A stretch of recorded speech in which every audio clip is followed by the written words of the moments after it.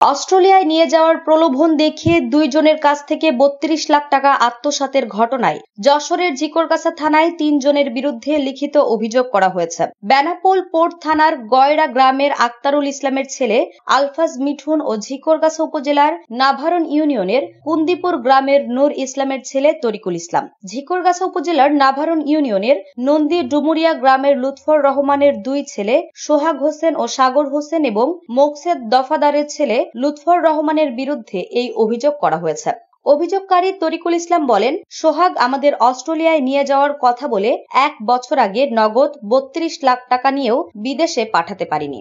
টাকা ফেরত চাইলেও আজ না কাল বলে ঘোরাচ্ছে। ব্যাংকের চেক দিয়েছে কিন্তু সেই অ্যাকাউন্টে টাকা নেই। এবছরের গত 14 জুলাই তাদের বাড়িতে টাকার জন্য গেলে টাকা দেবে না বলে জানায় ও নানা ধরনের ভয় ভীতি সহ হুমকি দিয়ে তাড়িয়ে দেয়। ঝিকরগাছা থানায় তাদের বিরুদ্ধে লিখিত অভিযোগ করেছি। ঝিকরগাছা থানার ওসি নূর মোহাম্মদ গাজী বলেন, অভিযোগের ভিত্তিতে তদন্ত করে পরবর্তী পদক্ষেপ নেওয়া হবে।